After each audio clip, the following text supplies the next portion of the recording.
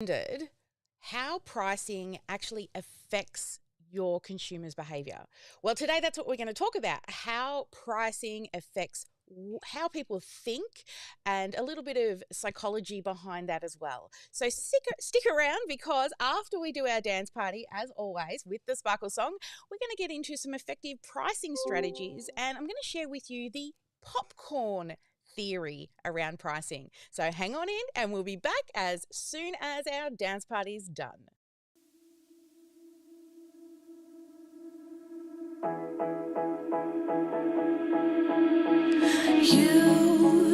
You've been hiding in the shadows way too long.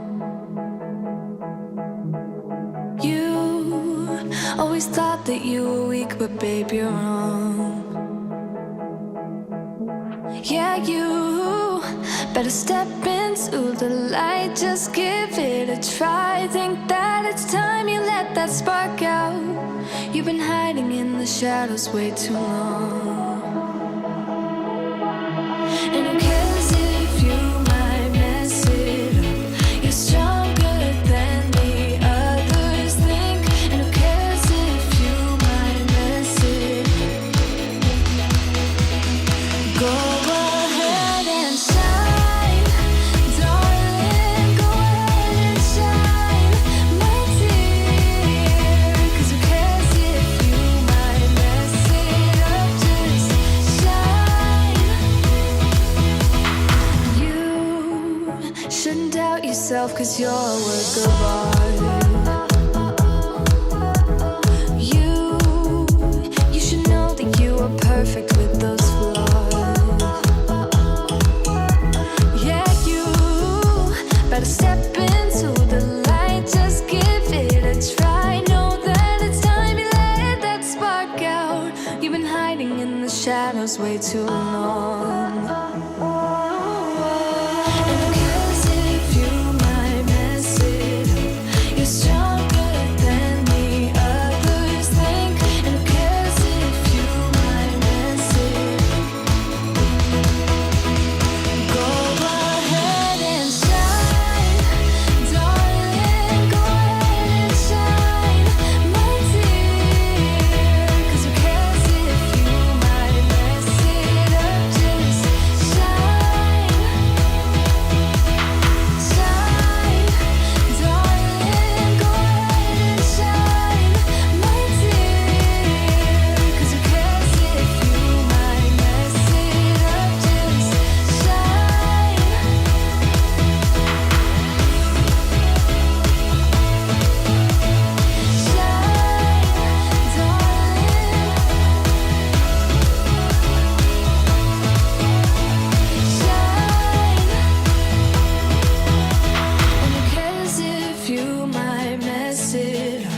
You're stronger than the others think. And who cares if you might mess it up? Shine. Go ahead and shine, darling. Go ahead and shine, my dear. 'Cause who cares if you might mess it up? Just shine, shine, darling. Go ahead and shine, my dear. 'Cause who cares if you might mess it up? Just shine. Hello, everybody. Welcome to Strategy with Sally, and that's me, Sally.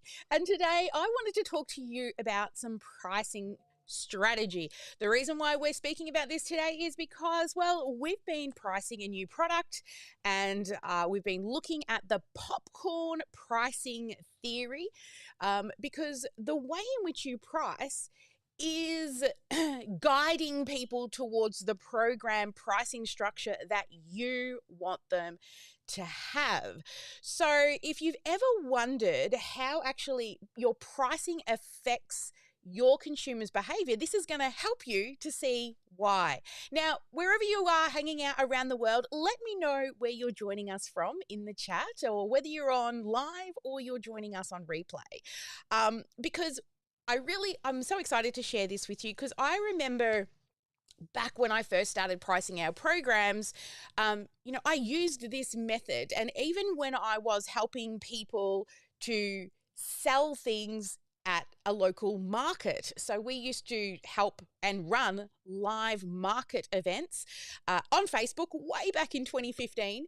And we would educate people at local markets even how to price their products in order to kind of navigate people to the main products that you want them to buy. So this is what we're going to talk about today. It's all about sexy numbers, and I love me some sexy numbers, and also the strategic decisions that you can make that will significantly impact your business's success. So whether you're selling products or a service or a course or a membership, understanding the psychology behind pricing is really a key thing that you should be aware of in order to really maximize your profitability and also customer satisfaction. Because at the end of the day, if we're running a business, we want happy customers as well. So we're going to talk about the classic popcorn pricing theory. So let me know in the chat if you've heard about this theory before. I better open up the VIPs. They've been very active in the VIP room today doing their exercises. I'm pretty sure that a lot of people come in here to get their 3.5 minutes of dancing done to wake themselves up or to enjoy their afternoon, depending on where they are in the world.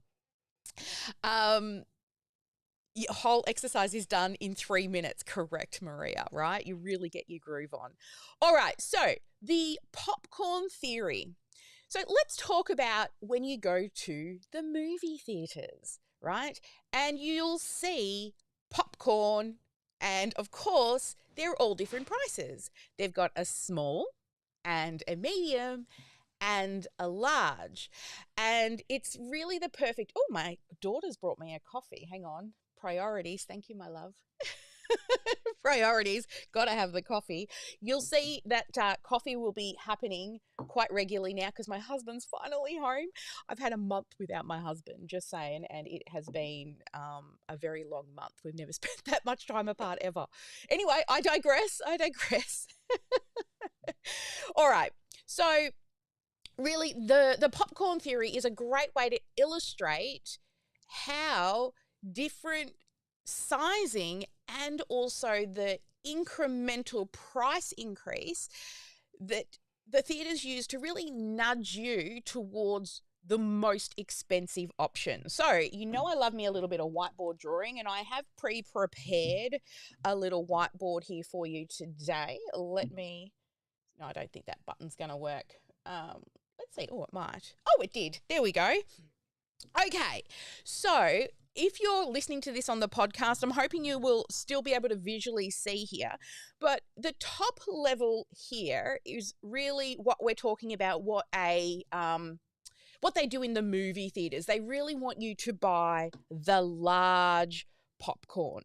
So if we say this is the small, okay, this is the medium, and this is the large option of the popcorn, what you'll find is the movie theaters would create this or price the smaller popcorn at $3, the medium popcorn at $5, and then the large popcorn at $5.50. So when you look at those prices, why wouldn't you just pay that extra 50 cents? And it's always trying to upsell me in this app. I should buy it one day so that the screen stops jumping up. There we go. I love a good upsell. Like they know their funnel stuff on the app that I use for the whiteboard. It's really good. Hats off to them. All right. So you can see here the pricing is impacting the way consumers will choose to buy. And pricing, it really isn't just a number, right? It's a really powerful signal that communicates both value, quality, and exclusivity. So whether you're using prestige pricing, or whether you're trying to position yourself as a premium brand, right? Or you want to send the message that you are the most affordable brand. So, this one here is pushing the people to this larger option because it's only 50 cents difference between the small, the medium, the medium and the large. It's only 50 cents different. Now, if you want to push people into the medium program, right, you would price it, for example, the small would still be $3, but your medium price is closer, right, to the lower tier, so the $3. So medium's around $4. And then what we do is we make a really big jump to the large program, right? So that we're saying, well, the most value is the middle program, because when you look at the price, it's only a $1 jump from the small to the medium, but then it's a larger jump from $4 to $7 for the large. So what consumers will do, you'll get most of your sales falling in the middle. Now, if you want to show that your brand has the most cost-effective option, right, then we would actually spread out our in the bottom offer. If we're trying to get them to buy the cheapest option, your pricing would be, say, $3 for the small and $5 for the medium and $7 from the large. And as you can see here, it's a very even spread. So 3 to 5 is $2, 5 to 7 is $2. So it's a very even spread. So people will probably start on the small, right? And because it's the cheapest option, right? So each of these three different strategies is really trying to push the consumer to the one area that you really, really want to help people in, right? So when you're thinking about your pricing structure, I want you to think about, where do you want most of your clients to fall? Now, if you are somebody who's selling the, prestige, exclusivity, you want that kind of higher tier, then, use the first option so that you're pushing people to the larger program. And it becomes like a no-brainer, because the medium program versus the high ticket program, there's only a small difference. Now, the one in the middle, this is usually the one we use, right? So we have the $3, so the sort of the cheap kind of dip your toe into the community. And then you've got the high ticket, which attracts like our DIY, done for you clients, where we're doing all the building. And then we've got our medium program where you can just kind of watch and do it yourself. So we most of the time want people to do it themselves, because time in our larger program, right, it's a lot more time consuming to do it for them versus they do it for themselves. So that middle program is generally the one that we would prefer people on, because we don't need as much time to be taken by, me and my staff. However, we still like people buying the high ticket because we can give them that kind of service that only those sort of elite level clients need.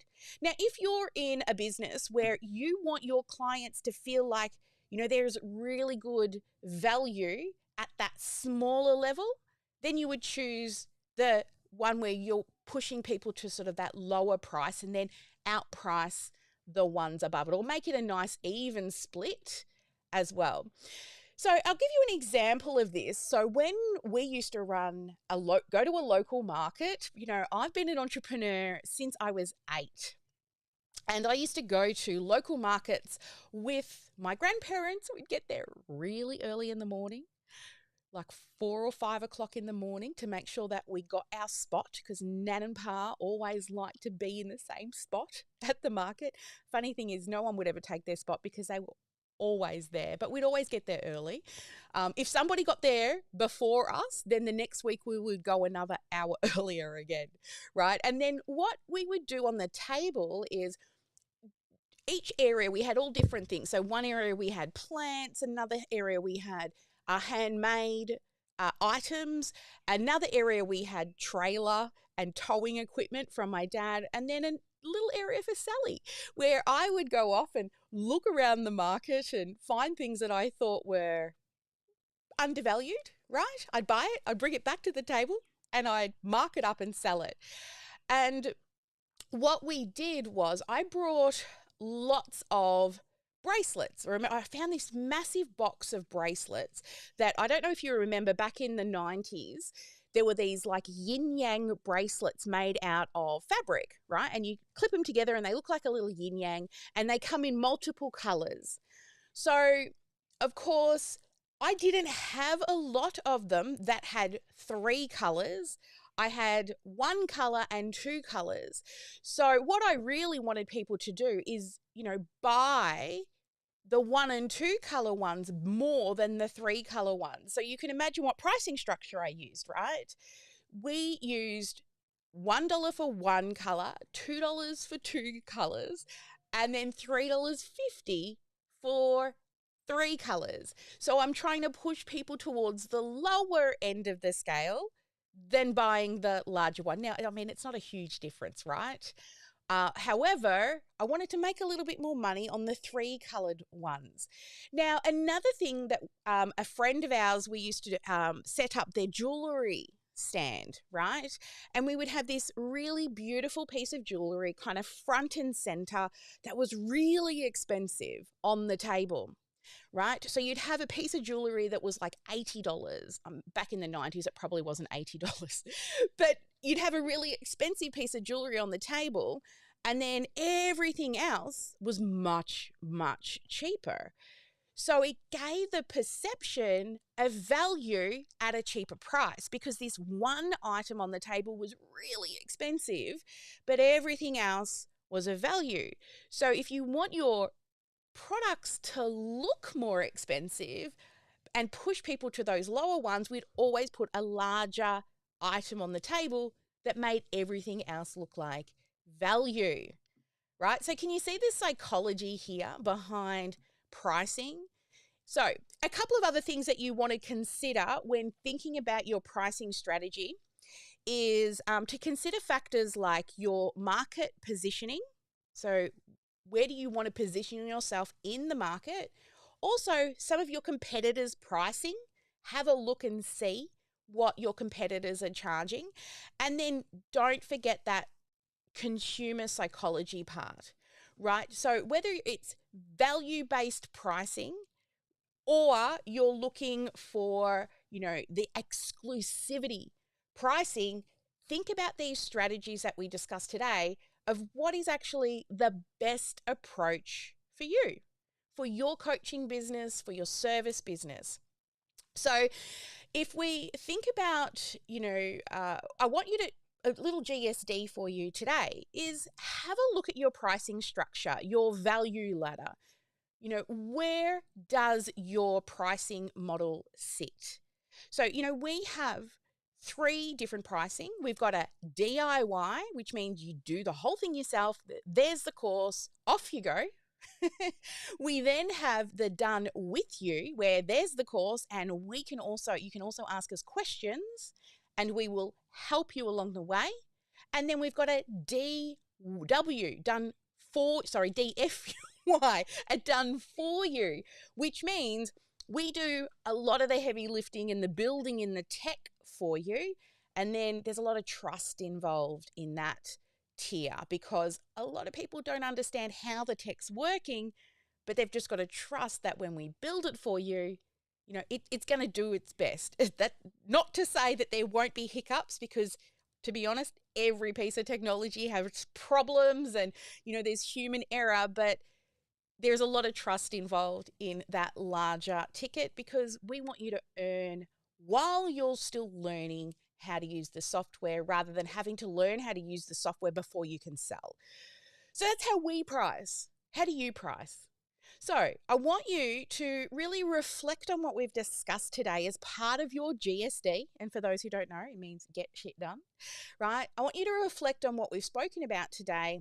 And I want you to think about which pricing structure is the best for your business model, your coaching practice, or whatever it is.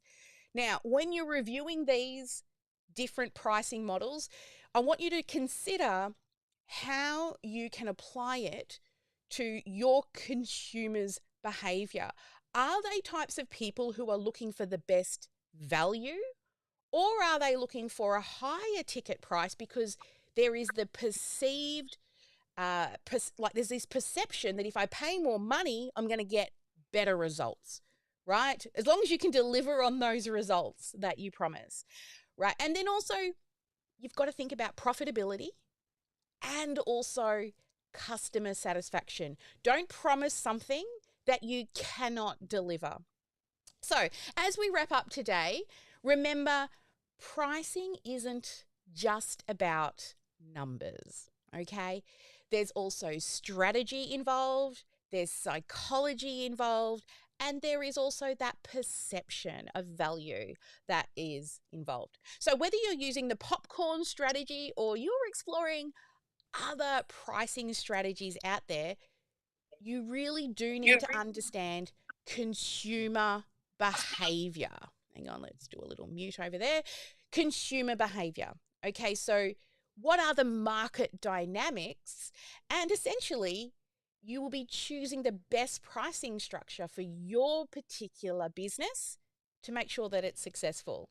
So use the insights that I've shared with you today and experiment also with different pricing structures. We've done the same thing from really low $14.95, subscriptions right up to $25,000, $30,000 to work with us. So, when you choose the right structure, your business will thrive. So I want to give you an example of how we became seven figures as a seven-figure business through pricing and making the right choice. So in the early stages, I was just like, I felt like I needed to sell low because I guess I wanted to help more people on that lower pricing tier. Now, what I did find is I hired a new coach, and my coach said, go high.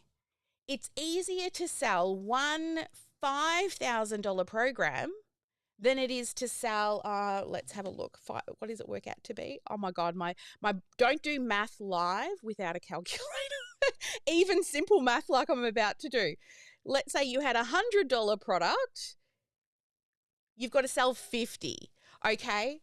So it's much easier to sell one $5,000 program than it is to sell 50 $100 programs. It's just math. Sure, you're going to get more no's, but you'll get more yeses at that 5,000. So when I started we started calculating how many hours I spend with our clients, all the work, all the inclusions, we landed around $25,000 for our high ticket done for you program, which when I think about everything we do, it's probably almost break even on time by the end of the period that we spend with clients. However, this allowed us to have more capital or cash flow to then be able to hire myself out of the stuff that I don't like to do. Now, when I was trying to sell the lower tier, it just felt like a real struggle to even get to a 5-figure month.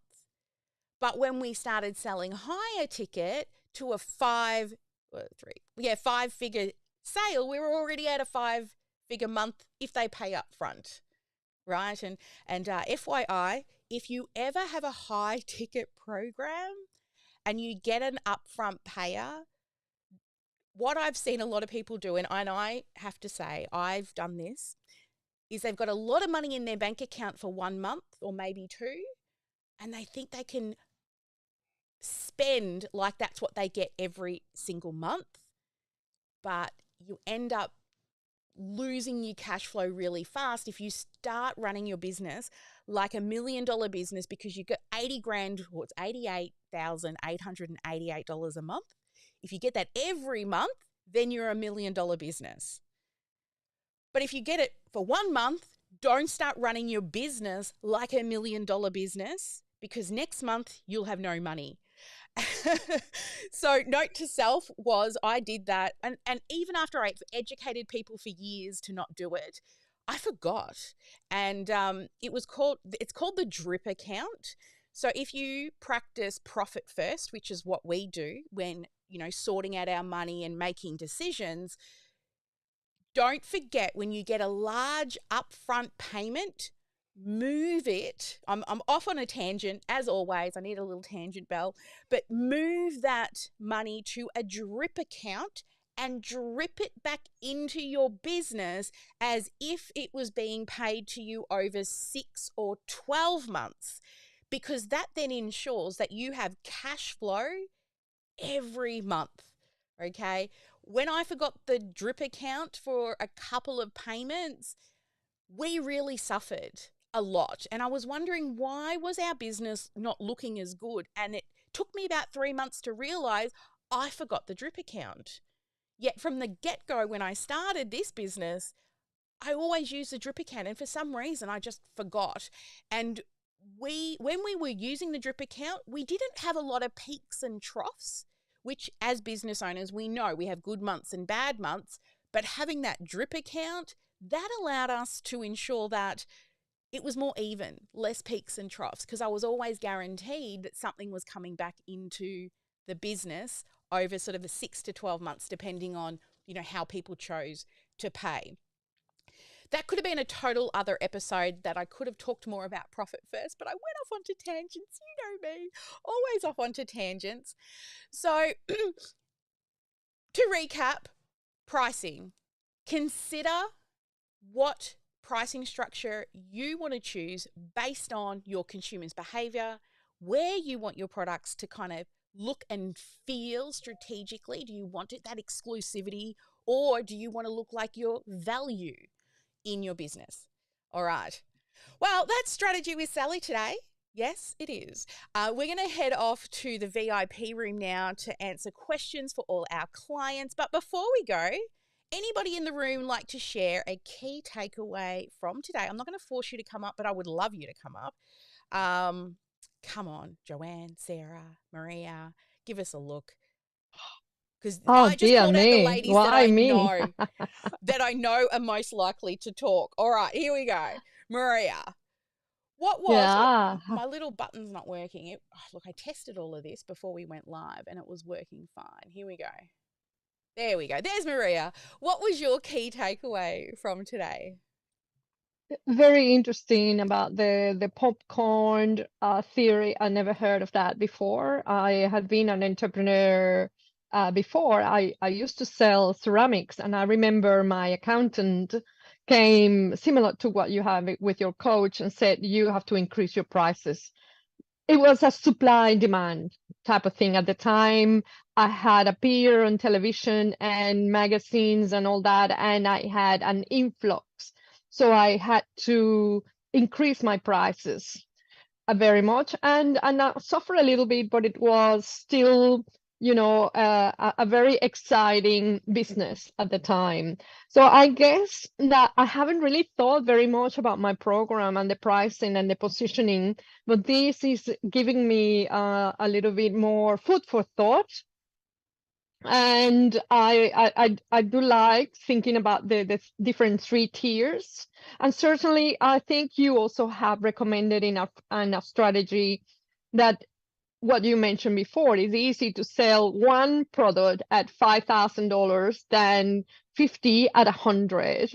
And, it's the yeses and the nos that you will get, so it's a no-brainer. And I'm starting to like sexy numbers. Yay, baby. I think, yeah, especially if you don't have a lot of cash flow to bring lots of leads in, Going for that lower number, you don't have, because 2% of your audience at any given time is ready to buy.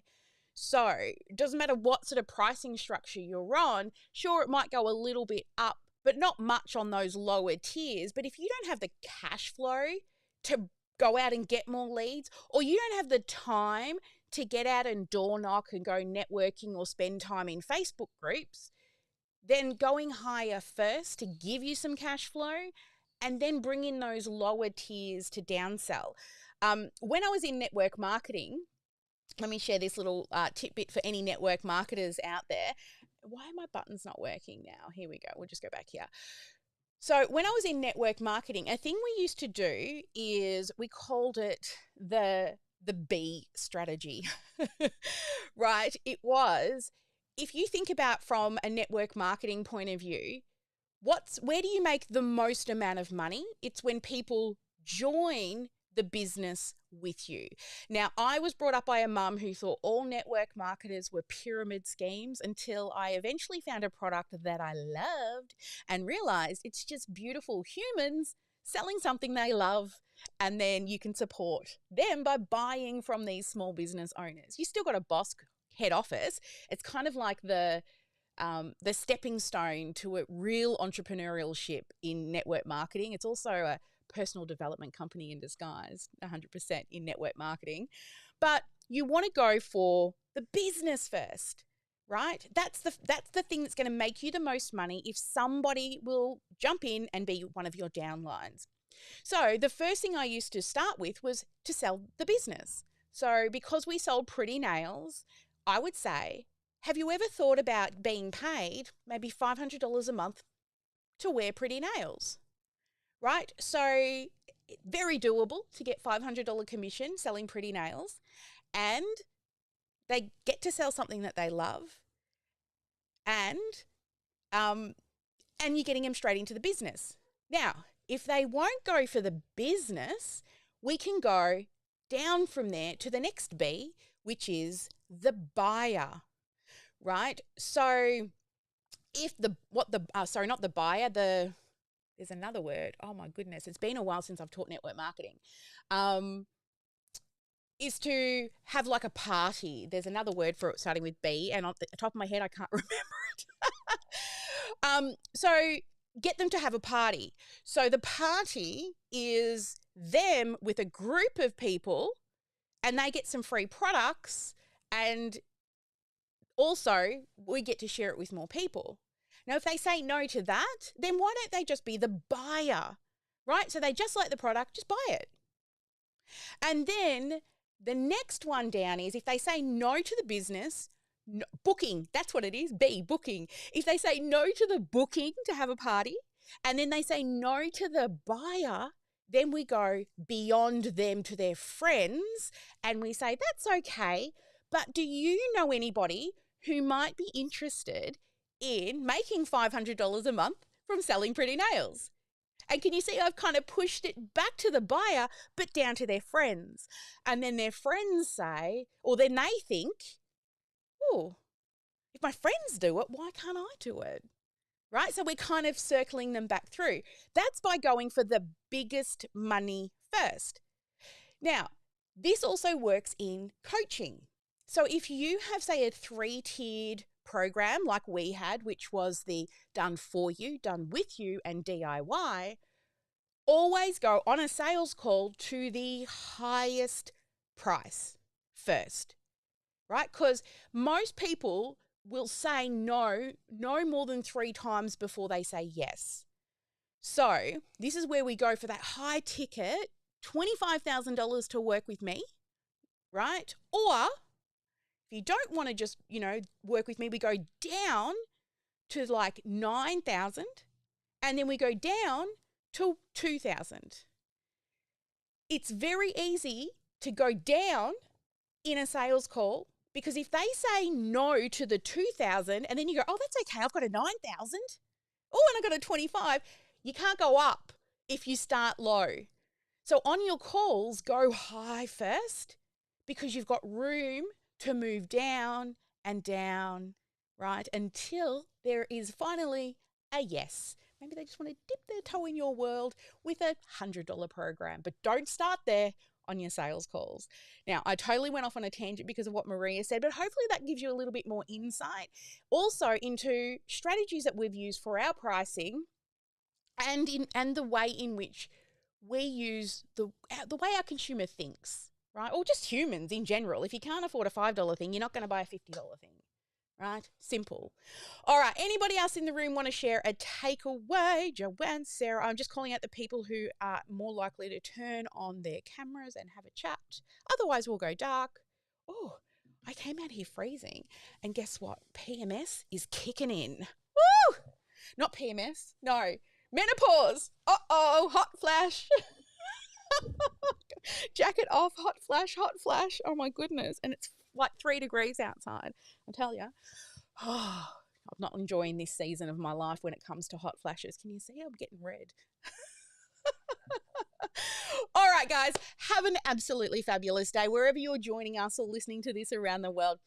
It was lovely to have you here, as always, for Strategy with Sally. Happens every Tuesday, 9 a.m. Melbourne time. Smart People Google, always streaming on YouTube, and I've done it every week for many years. So if you want to catch up with us next week, then make sure you set that in your calendar or keep an eye on the YouTube channel for when our next episodes are coming out.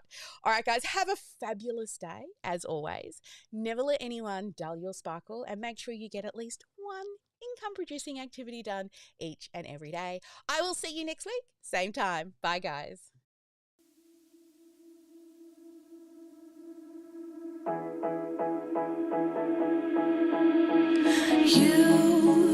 You've been hiding in the shadows way too long. You always thought that you were weak, but babe, you're wrong. Yeah, you better step into the light, just give it a try. Think that it's time you let that spark out. You've been hiding in the shadows way too long.